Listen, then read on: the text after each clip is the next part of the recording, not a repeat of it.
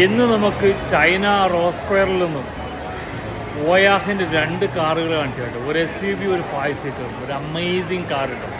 വെറുതെ നേരത്തെ നമ്മൾ പറഞ്ഞ പോലെ യാത്രയിൽ കിട്ടുന്ന ചെറിയ തമാശകളും ചെറിയ കാഴ്ചകളൊക്കെ ഈ കിടക്കുന്ന സാധനം ഓയാഹാണ്. ഇപ്പോൾ നിരത്തിൽ ഓടിക്കൊണ്ടിരിക്കുന്ന വണ്ടിയാണ് ഓയാഹ്. അതിൻ്റെ SUVയും അതുപോലെ തന്നെ 5 സീറ്ററും ഓൾറെഡി ഉണ്ട്. പക്ഷേ അതിൻ്റെ പുതിയ വേർഷനാണ് ഇപ്പോൾ ഈ കിടക്കുന്ന സാധനം. അപ്പോൾ നമുക്കതൊന്ന് കാണും. എൻ്റെ മക്കളതിൻ്റെ ഫ്രണ്ടൊന്നും പറയേണ്ട ഒരു കിടുക്കാച്ചി കാറാണ്. അപ്പോൾ അത്രയും നല്ല കാർ, കാരണം കാണുമ്പോൾ സോളിഡ് ഫീലും ഒന്നും പറയണ്ട. നിങ്ങൾ വീഡിയോ മുഴുവൻ കാണുക, നിങ്ങൾക്ക് ശരിക്കും മനസ്സിലാവും.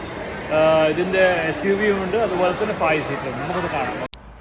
എന്താ പറയുക, ഒരു അസാധ്യ ലുക്കല്ലേ ഈ വണ്ടി. കുറച്ച് നീളം കൂടിയ 5 സീറ്ററാണ് അതിലെ. ശരിക്കും ഒരു അമേരിക്കൻ വണ്ടിയെ പോലെ തോന്നുന്ന രീതിയിൽ അതിൻ്റെ നീളവും എടുപ്പും ഇതിൻ്റെ ഒരു കാഴ്ചയൊക്കെ കാണണം കേട്ടോ.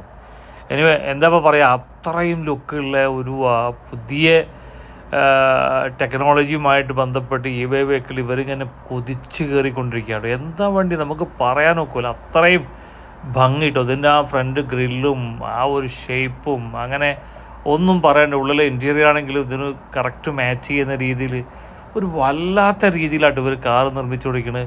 വയാഹ് ഓൾറെഡി നിരത്തിൽ ഓടിക്കൊണ്ടിരിക്കുന്ന വണ്ടിയാണ്. പക്ഷേ അതിൻ്റെ ഏറ്റവും പുതിയ മോഡലാണ് ഇപ്പോൾ റോസ് സ്ക്വയറിൽ വെച്ചിരിക്കുന്ന ഈ വണ്ടികൾ കേട്ടോ. എന്നാലും ഉള്ളിൽ കയറിയിട്ട് നോക്കാം നമുക്ക്. എന്തോ ഒരു സ്പേഷ്യസ് ആയിട്ട് ഇരിക്കാനുള്ള സൗകര്യം, 2 സ്ക്രീനും, അതുപോലെ പിന്നെ ഇവിടെ ഒരു ഫ്രിഡ്ജുണ്ട്. അതുപോലെ തന്നെ നമ്മൾ സാധാരണ ഫ്രിഡ്ജുകളൊക്കെ വലിയ വണ്ടിയിലാണ്, നമ്മളെ SUV പോലുള്ള വണ്ടിയിൽ. പക്ഷേ ഇത്രയും വണ്ടിയിൽ ഇതൊക്കെ ഉൾപ്പെടുത്തിയിട്ടുണ്ട്. അതുപോലെ തന്നെ 2 ഗ്ലാസ് ഹോൾഡർ, അങ്ങനെ ഒരുപാട് ഫങ്ഷൻസ് കേട്ടോ. ഗിയറൊക്കെ കയ്യിൽ ഇൻഡിക്കേറ്റർ നോബിലാണ് ശരിക്കും കൺട്രോൾ ചെയ്യണം. അങ്ങനെ ഒരു വ്യത്യസ്തമായ ഇത് കണ്ടോ നിങ്ങൾ.